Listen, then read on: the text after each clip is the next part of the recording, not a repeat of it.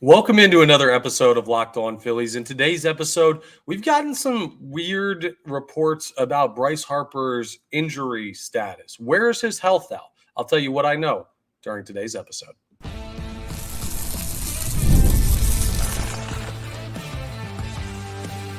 You are Locked On Phillies, your daily Philadelphia Phillies podcast. Part of the Locked On Podcast Network, your team every day. Yes, this is Locked On Phillies. I'm your host, Connor Thomas. Thank you so much for joining us today. We're part of the Locked On Podcast Network, your team every day. You may know me from some of my other work in the sports talk space. I've been on air over at 97.5 The Fanatic on the radio here in Philly for 5 years. I've been a credentialed Philadelphia Phillies media member for 3 years, and this is my third year as the host of Locked On Phillies. Thank you so much again for checking us out, and could you please, if you don't mind, if you enjoy the content, rate and review wherever you consume this. If you're consuming it in podcast form, if you're watching on YouTube and haven't subscribed yet to the YouTube, if you could subscribe, that would be great. You hit that subscribe button. It really helps us out. Get you notifications when new episodes are posted. Cost nothing. It's totally easy to do. Just hit that subscribe button for me. Today's episode is brought to you by FanDuel. Now through September 22nd, all FanDuel customers can bet $5 and get a 3-week free trial of NFL Sunday Ticket from YouTube and YouTube TV. Visit FanDuel.com to get started with that. Now, the Phillies had an off day last night as they traveled up north of the border. They're up in Toronto for a short 2-game series, and we're going to preview that a little bit later on in the episode, talk about the expectations for the series with the Blue Jays. But where I want to start is a conversation about Bryce Harper's health, because I'm not sure, I haven't even really brought it up on the podcast yet, because it's somewhat of an underlying storyline for the Philadelphia Phillies right now. They were in a big series with the Braves. The result of that series is much more important.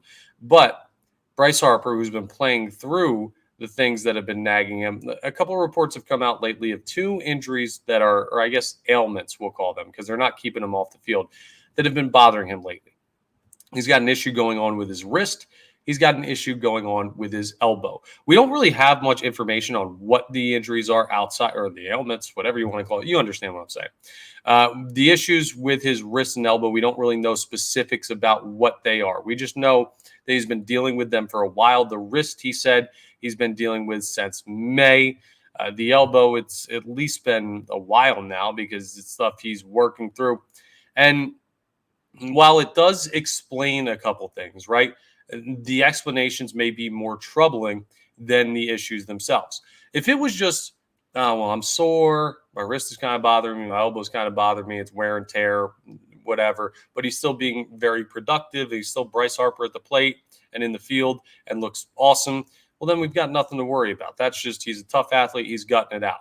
Now, he is a tough athlete and he's gutting it out, but we've seen a significant power drop-off from Bryce Harper over the past month. The month of August, I think he had like 2 home runs. It was crazy. He just did not have any major pop in his bat. Now, part of that is just he was struggling overall to hit the ball. And I think that was a slump. I don't know that that was fully injury related. I'm sure your wrist and your elbow hurting you doesn't help with your swing, but I don't think that was fully as a result of it. It is just a little bit troubling because you need Bryce Harper to be at his best if this Philadelphia Phillies team is going to reach their ceiling. You're not going to, it's going to be, I don't want to say you're not going to.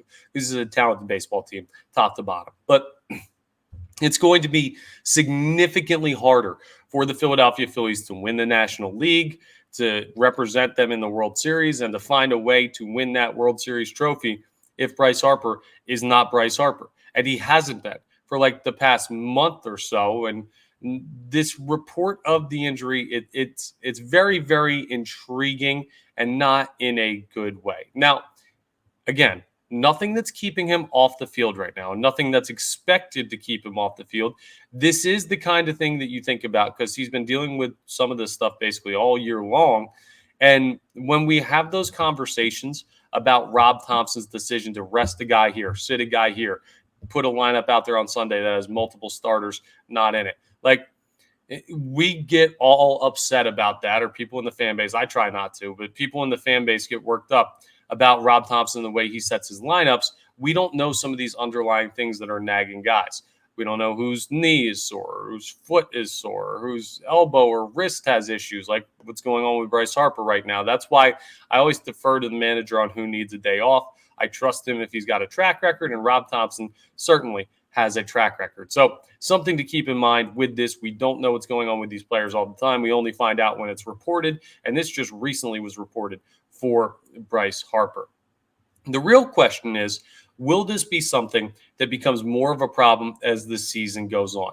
It's hard to say that it's going to get better unless he takes time to sit out and rest it, and he doesn't seem like he wants to do that. Bryce Harper doesn't want to miss games. The Phillies are in a push for the 1 seed in the National League. He doesn't want to miss any time down the stretch, and he's certainly not going to miss time in October unless he physically cannot play. So is it getting worse?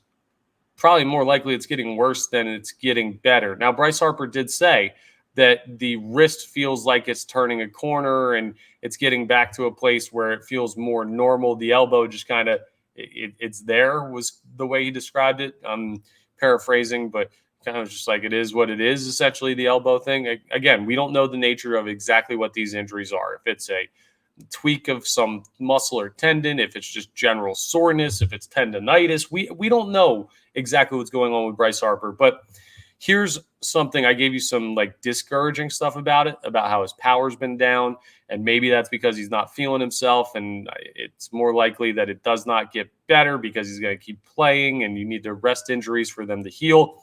That's all discouraging, right? You ready for something encouraging? So this wrist issue, he says he's been dealing with, I told you already, since May. They started the season for a couple days in March, and then they went through April. But if it's been bothering him since May, well, the first half of the season, he was a monster, and he's hit some big home runs and put together some great stretches of play with this wrist injury. He's been, I believe he was player of the month in June. I think that was one of the months he's won it this year. So, yeah, he's been able to play through this to a high level before. Now, it could be getting worse, and that could make it more difficult. But if the wrist is turning a corner, like he said, by the way, Todd Zalecki, the one reporting this stuff, talked to Bryce Harper for an article on MLB.com. Todd Zalecki does great work covering the team. You should definitely check out some of his work. But you're looking at that and you say, it could be getting a little bit worse. So I guess the question that people want me to answer is, how concerned should we be about Bryce Harper's health? And I've heard conflicting things. What I hear from Bryce Harper is, hey, I'm going to tough it out. It's not ideal, but everyone kind of has things that bother them through the course of a season. Maybe it'll get better by the postseason. Maybe he'll play through it. He's still Bryce Harper. He's still being somewhat productive, even though the power stroke has kind of gone a little bit for him in the past month. But the encouraging thing is like, yeah, well, he's had this and been dealing with this for good stretches of the season. So the only thing that would be worrisome is if there's belief it'll get worse. Now, I have heard from a prominent Major League Baseball insider. Now, I've heard this information through people we both talk to. Like, hard to explain.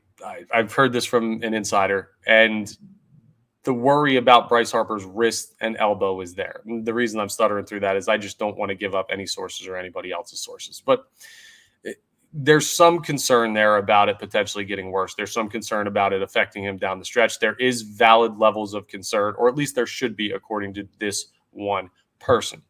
What I will say is I don't necessarily buy that it's going to get any worse. And even if it does, Bryce Harper is a superhuman, right? We remember how quick he came back from Tommy John surgery last season in 2023 to come back and help this team get hot at the right time and play well down the stretch and become the top wildcard seed and eventually go to the NLCS again. Like, Bryce Harper was a big, big part of that. And that's going to be another encouraging thought that you can have in the back of your mind, that when faced with injury or issue before, Bryce Harper has shown like superhuman levels of healing. So could it get better as he plays? I do have this rule in the back of my mind with Bryce Harper: when he slumps, when he has injuries, when anything seems to be going wrong, when he's learning a new position like he did at first base last year and still this year, Bryce Harper, normally things work out for the better, because he's just that talented. He's just that amazing of an athlete. He's just that willing of a person, focused, motivated. He'll do anything he can. Tough guy. wants to be out there. There's no reason to ever doubt that Bryce Harper isn't going to give you his best possible shot at competing. And that's what he's been doing this year, even though times have not been perfect throughout the entirety of the season. With 25 games remaining, he's put together a really solid campaign. And I do believe he's going to be a big contributor for this team in October because, well, kind of he has to be. And I believe that even if there's valid concern about Bryce Harper, the baseline that we should all revert back to is, well, the guy's basically a superhero on the baseball diamond. He's going to figure it out. So that's what I know about the Bryce Harper wrist and elbow injuries or ailments, whatever you want to call it, that are bothering him right now.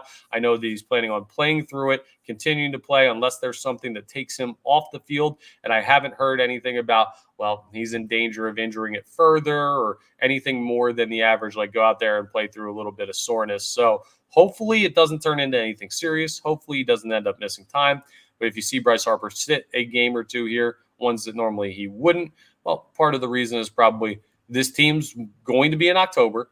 You need Bryce Harper to play in October. You can't burn him out in September. You may want to get him some extra rest. Just something to keep an eye on as the Philadelphia Phillies season continues. And as it continues, they'll head north of the border to take on the Toronto Blue Jays tonight. Coming up, we're going to talk about the short 2-game series in Toronto and a focus in on game 1 as we see Tyler Phillips make his return to the major leagues. That coming up as we continue today's episode of Locked On Phillies. Let's talk about Game Time. Game Time's the absolute best, and they have a new feature called Game Time Picks that make getting tickets for your favorite live events even easier. Game Time Picks filters out the fluff to show you only incredible deals on great seats, so you don't have to waste time searching through thousands of tickets. There's a lot of great opportunities for great events to go to as fall rolls around. The Eagles season is starting. The Phillies are making a playoff push. The Flyers are right around the corner from hitting the ice. The Sixers in a month or so will find their way back to the Wells Fargo Center floor. And you've got concerts, comedy, theater, all that great stuff. You can get the best tickets from Game Time. They have all-in pricing, so you don't get surprised by fees at the end of the checkout process. No, you see them from get-go, see them from Jump Street, so you know how much you're going to pay. You have seat views, so wherever you're purchasing your tickets, it'll show you the view from your seat, so you know you're getting a good look at the event. The lowest price guarantee of the Game Time has the Game Time guarantee. Game Time will credit you 110% of the difference if you find seats in the same section and row for less than what they have priced on their app. So go ahead and check it out, and plus they have the best ticket coverage. Your purchase is covered with the most flexible customer service policy in the ticketing industry when you buy with Game Time. So take the guesswork out of buying tickets with Game Time. Download the Game Time app, create an account, and use code LOCKEDONMLB for $20 off your first purchase. Again, terms apply. Create an account and redeem code LOCKEDONMLB for $20 off. Download Game Time today. What time is it? Game Time.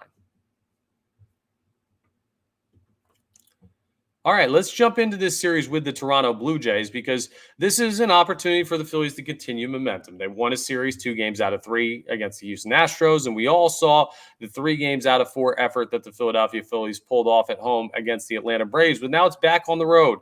It's up to the Great White North, Canada, Toronto, and you've got a matchup with the Blue Jays for 2 games, which they always do these weird 2-game series with Toronto. I don't know. I know I said that I'll figure out why it's the weird 2 games against them. I don't know if it's about international travel. I don't know if it's just a weird schedule quirk that seems to happen and it's coincidence. But the Philadelphia Phillies and Blue Jays have one of those short 2-game series coming up starting tonight. 7:07 p.m. the time for first pitch. And like I said, Tyler Phillips back on the mound for the Philadelphia Phillies. He is employing Taijuan Walker's spot in the rotation as Walker was moved to the bullpen as a long relief man. Now, here are some of Tyler Phillips' numbers so far this year, because you might say, I don't have a lot of faith in Tyler Phillips, or you might say, I've seen some really good things from Tyler Phillips. It's been a mixed bag. What he ends up with is a 4-1 record, a 5.5 ERA, which is really, really inflated because of a matchup with the Mariners in which he gave up 8 runs at the start. A 1.22 whip, that's okay. 36 innings pitched, only 27 strikeouts. So the strikeout isn't really his bread and butter. And he's given up 7 home runs in 36 innings pitched, so he can get beat with the long ball. He could be really, really good when he's on. We saw him throw a complete game shutout over a month ago now at this point, but we've seen him throw a complete game shutout this year. We've seen him win 4 of his 5 decisions. Things seem to work out well for Tyler Phillips on the mound. He doesn't have the best stuff. He is a kind of quad A guy right now, but I don't feel like it's an automatic loss, and that's better than we'd feel if Taijuan Walker was in the game. The guy you're facing is Chris Bassett, who has a 9-13 record, a lot of decisions for him so far this season. In 151 and 2/3 innings pitched, he struck out 149 batters. I always go to strikeout first because that is the Phillies' kryptonite. If you can strike out a bunch of batters, you can strike out a bunch of Phillies batters, which is just part of this team's approach at the plate. They're aggressive at times. He does have that 4.27 ERA, Chris Bassett, and a 1.40 whip. So he's allowing nearly 1.5 base runners an inning. Part of that is 57 walks on the year. He's allowing more than a walk every 3 innings. So you should be able, if you go 6, get 2 guys on via walk, have yourself in a situation where you can create opportunity. He's also allowed 16 home runs. So a home run every 10 innings, a little bit less often than once a start, but he's a guy that you can hit out of the yard, and you're playing up there at the Rogers Center. So a little bit different than Citizens Bank Park. You got to get it a little bit better to get it out of there. This may be a guy in Chris Bassett that you're going to have to work counts against, try and take advantage of those high walk rates compared to a strikeout rate that doesn't equal the amount of innings pitched. A matchup that the lefties in the Phillies lineup should be, well, they should be big in. It's another right-handed pitcher. The only lefty you've seen in 2 weeks has been Max Fried in the Braves series, but Chris Bassett, another righty, and you're facing a righty tomorrow in Game 2 of the Blue Jay series. Just to give you an idea of the series overview before we talk about this game specifically, you're going to go ahead and see Bowden Francis against Christopher Sanchez. Francis, a righty with a .99 whip. He's been pretty darn good. We'll get into that. We'll cross that bridge when we come to it. But tonight's game, what needs to happen for the Philadelphia Phillies? They need to have a little bit more offense shown in this series. I would expect, right? The rightful thing to expect for a team in the Blue Jays, 67 and 72, hanging right around 500, short 2-game series. I'd be comfortable with 1 win out of 2 games. I'm not going to get mad at them if they split this. On the road, you do have momentum, so I would like to be in a situation where the Phillies can win tonight and put themselves in line for the sweep tomorrow. But if they drop one of these next 2 games, it's not the end of the world.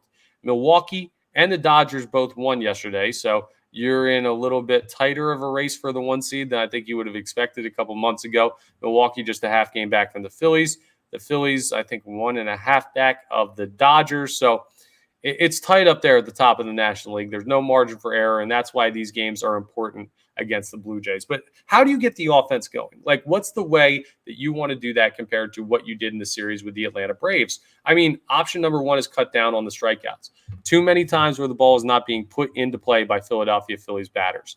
They've had some good swings on the ball, but ultimately they are in a easier spot to defend because when you're striking out, you're getting yourself out of opportunities to have base runners, which changes the defense, puts pressure on the players out there, and it makes it harder to defend. If you don't have anybody on, easier to defend. Everyone's playing naturally where they would be for the batter, and you just make the play across the diamond or catch it in the air. That's simple baseball, folks. So the Phillies need to have a little bit more patient of an approach, at least tonight, and they need to cash in more with runners in scoring position. Who comes up with runners in scoring position? Well, you'd expect it to be the middle of the order, which would be guys like Bryce Harper and Nick Castellanos and Alec Boehm when he's ready to roll. We haven't seen Alec Boehm since the hand weirdness, so we'll see if he's back tonight. I haven't seen anything on that. Actually, let me just go ahead and do a quick search and see if Alec Boehm is going to be close to returning for the Phillies. That's another injury concern. We talked about Bryce Harper and what that could mean, but he may be back tonight in the lineup. It's possible that he's going to be in a situation where he plays tonight. We don't know whether or not he'll be available. Something to keep an eye on. Either way, those are the guys in the middle of the line. Because, I know Schwarber could be an RBI guy. I know Turner could be an RBI guy. I know Harper could be an RBI guy. But those guys at the top of the order are more table-setting guys. Kyle Schwarber, not so much, because he could just, he's walked a lot. He has one of the highest walk rates in baseball this year, so he can set the table that way. But when he swings, the idea is to hit the ball out of the ballpark. The guys that need to come through are the guys batting after your superstars, and then you still need guys like Bryce Harper and Kyle Schwarber and Trey Turner to still have a good day, find their way on base, and be in a situation where guys actually can cash in on run scoring opportunities. It hasn't been great at the top of the lineup recently for the Philadelphia Phillies. Bryce Harper had an okay series against Atlanta. Trey Turner, okay. I know he had that one home run. Kyle Schwarber's been pretty darn quiet lately, and those guys in the power front, I mean, Trey Turner has the most recent home run of those guys. I don't know. He shouldn't.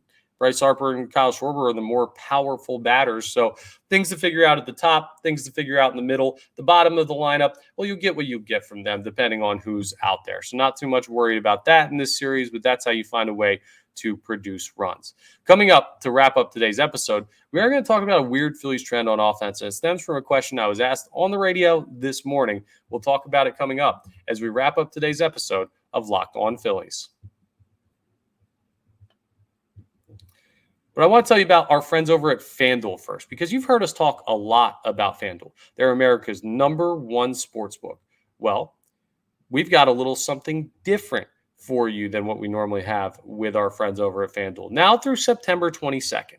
So you got a good amount of time, but not all the time in the world. You want to get on this quick. It's September 3rd right now. So now through September 22nd, all FanDuel customers can bet $5, just $5, one quick $5 bill, and get a 3-week free trial of NFL Sunday Ticket from YouTube and YouTube TV. Then, with the YouTube TV base plan, you're going to be able to watch every regular season Sunday afternoon out-of-market game. So go ahead and check out football season the right way. All you need is a Google account and a current form of payment, and you can cancel anytime. Check it out with FanDuel, America's #1 sportsbook. So there's been an interesting trend with the Philadelphia Phillies offensively as of late. And part of it has to do with the slump that they were in. But now, even though they've come out of the slump, in my opinion, and they've been playing really good baseball lately, it still kind of exists. I don't know if this is troubling. I don't know if this is encouraging. I'm going to talk through both schools of thought. But first, let me tell you to check out. Thank you for making us your first listen every day here on Locked On Phillies. Please make sure your next listen is Locked On MLB. Sully, Paul Francis Sullivan, he's the best. He hosts Locked On MLB. He talks about the big Major League Baseball storylines in general, not just centered around one team, not just centered around the Philadelphia Phillies. So if you want to keep up on what's going on around the rest of baseball, he's the guy to check out on the Locked On MLB podcast, part of the Locked On Podcast Network, your team every day. It's available on YouTube and in podcast form daily. Here's the weird question that I was asked this morning by John Kincaid, one of my coworkers over at 97.5 The Fanatic, part of Kincaid and Salchunas, the morning show that I am a part of. And he asked me this question on air, and I didn't really have a great answer for him. But we were talking about the Phillies' offensive struggles in the series against the Braves. Even though they did win the series, 3 games out of 4, and put themselves in the driver's seat in the National League East comfortably with 25 games to play, they weren't exactly tearing the cover off the ball in this series if your name wasn't Nick Castellanos. He's been doing great. But Kincaid asked me this morning, with Castellanos aside, how many players on the Philadelphia Phillies right now are having a better second half at the dish than they did a first half of the season? And I started thinking about it, and really, it's a strong question. And it's not many. Obviously, Nick Castellanos is. But let's go around the other starters. Bryce Harper's not. Bryson Stott is not. Trey Turner's not. Alec Boehm is not. JT Realmuto is not. Kyle Schwarber is not. You go to the outfield. Marsh is certainly not. Rojas possibly is. Rojas could be another one where you say he's having a better second half than he was the first half. Actually, I don't even know that it's an argument with the way that he's been playing and the fact that he was sent down earlier because of his performance in the season. Rojas has got to be on that list. And we're just talking about hitters, folks, not necessarily pitchers or anything, just hitters. And then, Austin Hayes was acquired at the deadline, so moot point. Johan Rojas, we already talked about. Brandon Marsh, we already talked about. Brandon Marsh not having a good second half either. So if there's only 2 hitters that are having, let's even go to utility guy, like Edmundo Sosa. Is he having a better half of the season than before? No, he was awesome when he filled in for Trey Turner. So Do you want the upside or the downside first? Okay, let's go with the downside, and then we'll wrap up with the upside. The downside of this is simply, while the Phillies are finding ways to win baseball games, they still aren't out of the woods yet when it comes to getting back to the team that they were. They have multiple players playing at a lower level than what they did, like most of their offensive players playing at a lower level than what they did in the great stretch for the Philadelphia Phillies. So in spite of them winning, they haven't fully broken out to that juggernaut status anymore. Part of that is the schedule, but the schedule is going to get easier again here. Part of that is, I'm sure, fatigue. You're rarely better at the end of a race than you are at the start of a race. Like, I don't know. And another part of it is just like general fighting out of the slump. Sometimes it lingers for individual players. Sometimes it lingers for an individual part of the team, I should just say a part of the team. But the pitching staff has been really good, starters and relievers. The offense has kind of still left some stuff to be desired besides those 2 games in Kansas City where they hung 11 back-to-back. But I want to see a more consistent, like 5 to 6 run approach in games that the Phillies are scoring 2 or 3 in right now. And that's a little bit worrisome because if they continue to lack production in those areas going into October, they could be a very quick bounce. Like, if none of your players are playing better than they did in the first half, or one somewhat inconsequential and one somewhat streaky in Johan Rojas for the first clarifiers and Nick Castellanos for the second clarifiers, that is not exactly ideal to build your baseball team around those 2 guys, even though Castellanos had an awesome series against the Braves. Where's the upside, you might ask? What's the good part of this? You promised there'd be a good part. I always deliver on my promises, folks. So when you look at the upside of this conversation, you say, wow, they're starting to win baseball games again. None of the guys, really, your big guys, are playing as well as they played in the first half of the season when this team was a juggernaut. So it means that while they are finding a way to win baseball games, they're playing significantly better than when they were in the midst of that slump. To me, the positive spin, the silver lining would be, well, they could be even better. They're winning these games against the Braves and the Astros and the Royals, and yeah, they could be better. It's a crazy thing to bring up, but it's absolutely accurate when it comes to the Philadelphia Phillies' abilities at the plate over the past couple of months. Now, if they do hit that stride, they'll go from just winning games to demolishing teams like they did at the start of the season. So that's more the positive. You can either look at what they are or what it means they could be. And with results finally starting to come in for the Philadelphia Phillies, they're finally starting to win series and baseball games again more consistently. Well, then you look for the gravy stuff, right? You look for, when you figure out who's hitting better than the first half, I'd like to have 4 or 5 guys on that list. When you figure out who's going to be carrying you in October, we'd like to know that before October, but also we're in no rush, right? I told you September 15th, the date where you start to finally sprint. It's like the end of the mile run where you hit that last corner. You're like, I know I have 3/4 of this lap, or not even 3/4, a quarter of this lap remaining. I can stride that out even if I'm tired because I know the finish line is right there. I can almost smell it. Well, that's what you need to do if you're the Philadelphia Phillies in September, like on the 15th, but not this early. I'm not too worried about it yet. I don't think it'll persist. I think this team is going to be very good. And even if it does, Rob Thompson will try what he can. What his team, he knows, has a way of flipping the switch when they want to. So that's a good sign as well. Am I overly concerned about my answer to that question? No. Am I slightly concerned? Yes. Have I thought about it that way? No. So a great question from John Kincaid. Thank you very much for the content, Johnny, for today for Locked On Phillies. So appreciate that. If you want to listen to me on the radio, Kincaid and Salchunas with Andrew Salchunas and John Kincaid there, and yours truly producing that show and being on air and talking. You can check that out 6 a.m. to 10 a.m. Monday through Friday on 97.5 The Fanatic. Just a little plug for the full-time day job there. But Locked On Phillies has been going smooth. There's no slumping here. The victory shirt has been on fire. I got a day off to wash it. It's in the wash right now if you can hear it going through behind me. So I don't have to worry about stinking when I wear it again tomorrow after the Phillies find a way to beat the Blue Jays. But I told you about the keys to the series. We also talked about Bryce Harper's health. We've covered a lot in this episode. So what do you say we wrap it up? That's all for today's episode of Locked On Phillies. Thank you so much for making us your first listen every day. Again, please make sure you're rating, reviewing, subscribing to the YouTube, all that great stuff that really helps us out here on Locked On Phillies. I forget if I said it, but I'll say it again. We're part of the Locked On Podcast Network, your team every day. And folks, a great opportunity to take at least one in Toronto, if not two. We'll recap everything tomorrow, and I'll talk to you tomorrow on the next episode of Locked On Phillies.